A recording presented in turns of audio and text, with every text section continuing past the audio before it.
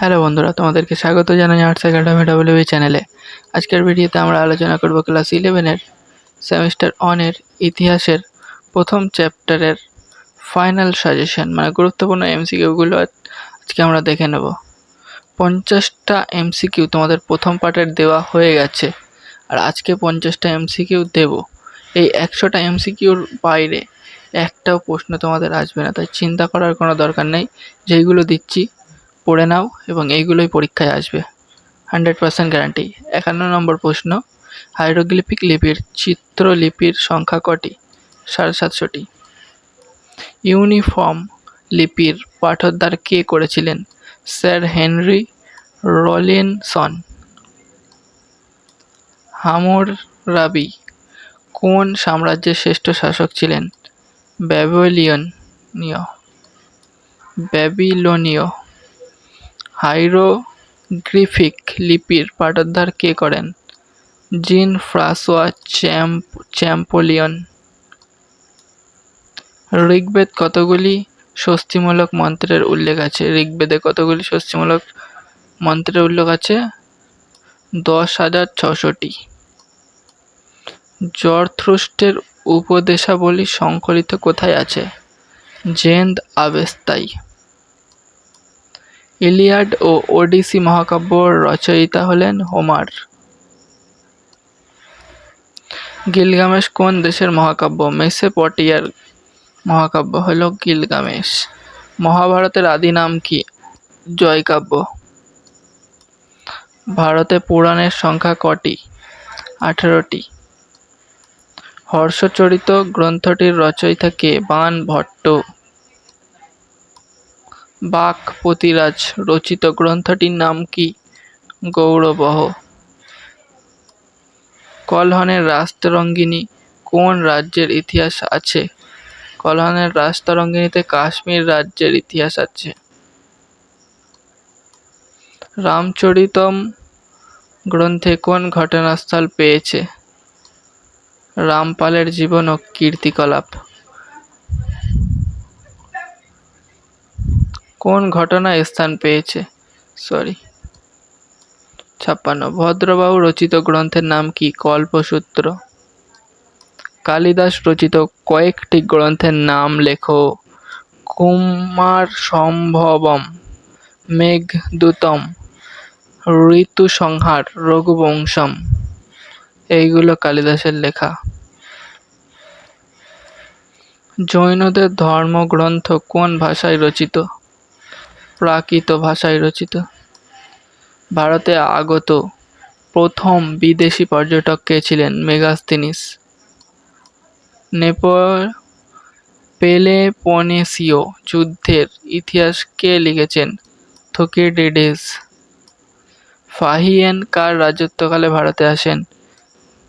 গুপ্ত সম্রাট দ্বিতীয় চন্দ্রগুপ্তের রাজত্বকালে। এইচ কার রচিত গ্রন্থের নাম কি? What is history. Das capital গ্রন্থটি কার রচনা? Karl Marx. সংকীর্তায়ন কাকে বলে? এম.এন. শ্রীনিবাস কর্তৃক সমাজ সংস্কৃতির বিভাজন তককে সংকীর্তায়ন বলে। আল বিরুনি কত বছর ভারতে ছিলেন? 10 বছর। মোহাম্মদ ইবন মনসুরের ছদ্মনাম কি ছিল? ফখর-ই-মুদাব্বির। কিতাবুল রিহলা কার রচনা? Ibn Battuta. আলাউদ্দিন খলজির সভাকবি কে ছিলেন? আমির খসরু। আশিকি নামক কবিতাগুলি কে লিখেছেন? আমির খসরু। বাবরের রচিত গ্রন্থটির নাম তুজুক-ই-বাবরি। মুঘল সম্রাট আকবর সম্পর্কিত প্রথম গ্রন্থটির নাম তারিখ-ই-আকবর শাহী। কোন মুঘল সম্রাটের পুত্র ফার্সিতে উপনিষদ অনুবাদ করেছিলেন? সম্রাট শাহজাহানের পুত্র।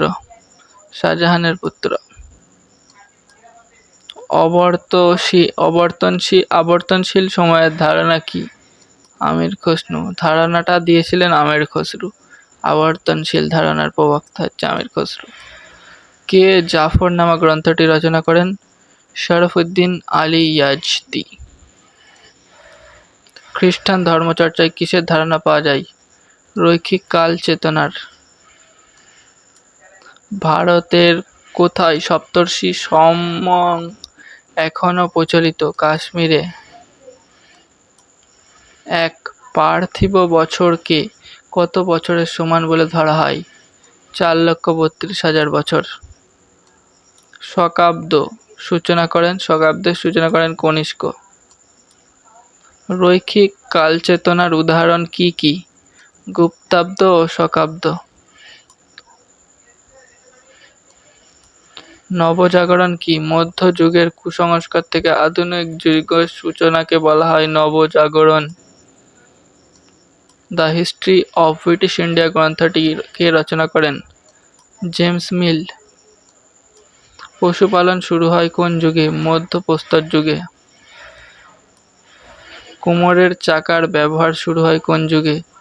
নব্যপ্রস্তর যুগে। গুলবদন বেগম রচিত বইটির নাম কি? হুমায়ুন নামা। ভারত ইতিহাসে আধুনিক যুগের সূচনা হয় কবে? 1757 খ্রিস্টাব্দে। প্রথম অন্ধকার যুগ কথাটি কে ব্যবহার করেন? পৈত্রাক। মানব সভ্যতার ইতিহাসকে কয়টি পর্বে ভাগ করা হয়? 3টি পর্বে। মেগালিথ কি? প্রাচীন ভারতের বিভিন্ন অঞ্চলের জনগোষ্ঠী পরিবারের মৃত ব্যক্তিদের সমাধি বড় বড় পাথর দিয়ে চিহ্নিত করা হতো। একে মেগালিথ বলে। এর অর্থ বড় পাথরের সমাধি। মধ্যপ্রস্তর যুগের সর্বপ্রথম গৃহপালিত পশু কি ছিল? কুকুর। আদিম মানুষ প্রথম নৌকা তৈরি করে? মধ্যপ্রস্তর যুগে। প্রাচীন ভারতের মুদ্রার উল্লেখ রয়েছে পাণিনির অষ্টাধ্যায়ীতে।